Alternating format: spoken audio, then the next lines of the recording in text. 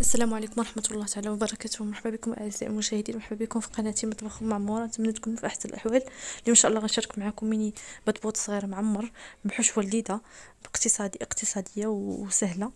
كيجيو لذاذ لا بالنسبة للعجين ولا بالنسبة للحشوة. نتمنى أن الفيديو ينال إعجابكم وخليكم معي نشوفوا جميع المراحل.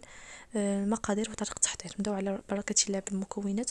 عندي كاس ديال دقيق القمح اللي مغربل، مع 3 كؤوس ديال الدقيق الفورس، مع كاس ديال الفينو، بجوج معالق كبار ديال العسل، معلقه كبيره ديال الخميره حبيبات، معلقه صغيره ديال الملح، وكميه من الماء الدافي اللي جا من على العجين، تقريبا واحد 2 كؤوس ديال الماء.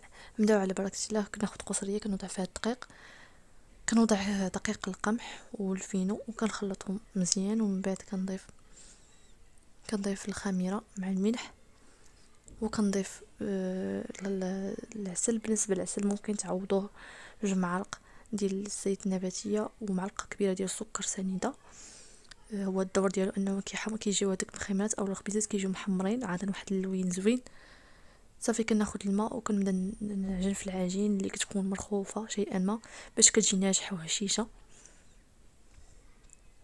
وانا كنعجن وانا كندلك فيها في نفس الوقت.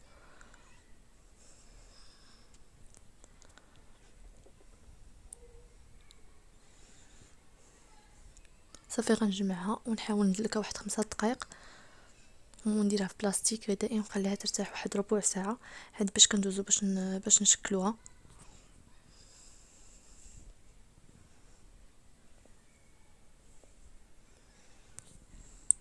صافي البنات من بعد ما ارتاحت، دابا غناخد شويه ديال الدقيق اللي غنخلطوه مع شويه ديال الفينو باش غنفرشو في سطح العمل. وانا كنطلق العجين غنقسم العجين على 2 كريات اللي يكونوا متساويين، ونشكلهم على شكل كريات بالاستعانه بالدقيق، وغنبدا نطلق كل وحده على حده.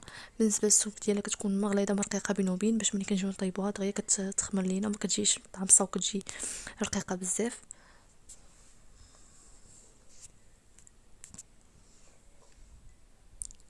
نديرها في بلاستيك وندوزو باش نشكلوها.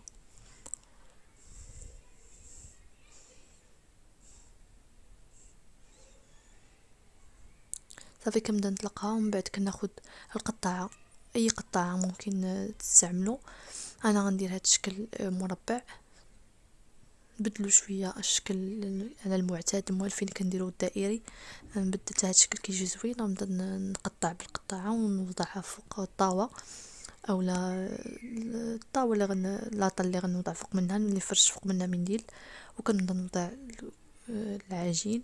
كنكمل نفس الطريقه بالنسبه للعجين اللي درت في البلاستيك واللي كيشات ليا، كنجمعو وكنعاود نجمعو مزيان وكنخليه يرتاح، ومن بعد كنخدم به حتى نكمل الكميه كامله ديال العجين. صافي كنخليها تختمر تقريبا واحد نص ساعه، ما كنخليوهاش تطلع بزاف وما كنخليوها يعني كتخمر شويه. ومن بعد كنبدا نطيبها باش كتطلع ليا وكتجيني منفوخه وكتجي خاويه من الوسط. صافي غندوزو باش نشارك معكم الحشوه اللي غندير نعمر بها هاد البطيبيطات. بالنسبه للحشوه، الحشوه سهله، فيها 2 بصلات مشلضين رقاق، 2 فلفلات، وحده حمراء وحده خضراء اللي قطعتهم قطع صغيره. عندي كميه من الكبده، عندي كميه من الزيتون، عندي الخس اللي قطعته بالقراده، عندي قزبر ومعدنوس، عندي نصف عصير حامضه، وعندي الهريسه. بالنسبه للتوابل انا غنشاركهم معكم. غنوضع مقله تسخن فوق النار تكون متوسطه مع 3 معالق ديال زيت النباتيه اولا زيت الزيتون اللي بغيتو.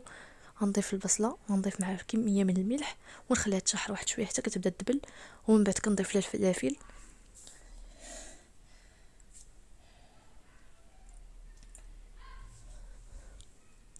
كنخليهم يتشحروا شويه حتى كيبداو يطيبوا لنا شويه.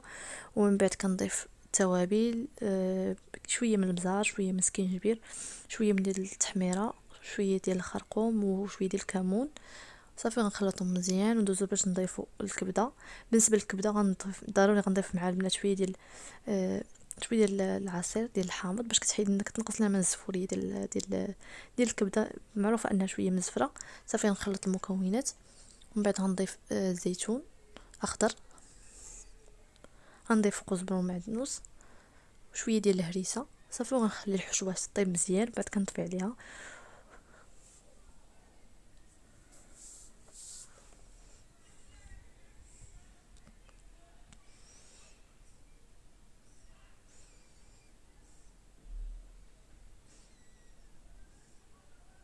صافي البنات من بعد ما كطيب كنطفي عليها، كنخليها تبرد واحد شويه، وكنضيف ليها داك الخص اللي قطعته بالقطاعه اولا بالكراده. ممكن بغيتو ما ديروش هكا تخليوه صاين وتعمروا به الخبيزات عادي كما هما فين كنديروا في العمارات العاديين، حتى هكا كيجي مزيان وكيجي يكثر لنا شويه العماره الا كانت شويه قليله، بما ان البطبوط كتير. صافي كنخلي الحشوه تبرد وندوزو باش نطيبوا دوك المخيمات. كندير المقله فوق النار حتى تسخن مزيان، ومن بعد كنقص عليها ونبدا نوضع في المخيمات. وكنبدا نقلبهم قبل ما يتحمروا باش كينتفخوا لينا. صافي كنخليهم كياخذوا داك اللون الذهبي حتى يطيبوا، وكنحيدوهم وكنستمروا وتنكملوا الكميه كامله وندوزو باش نعمروهم.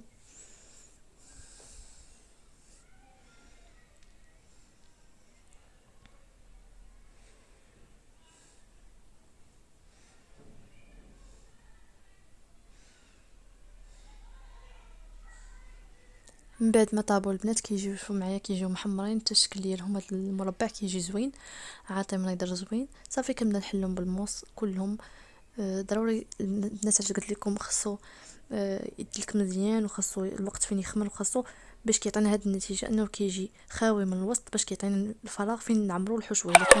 الا كان منفوخ ما كتجيش الحشوه هي هذيك وما كتعمرش مزيان والخبز كيجي غليظ.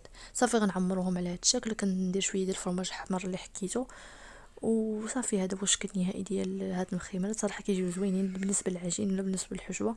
نتمنى انكم تجربوهم وينالوا استحسانكم. وما تنساوش عجبكم الفيديو خليوا لي لايك وكومنتير محفز، وبارطاجيو الفيديو مع الاصدقاء ديالكم باش يطلع لي الفيديو شويه. والى اللقاء مع وصفه مقبله ان شاء الله.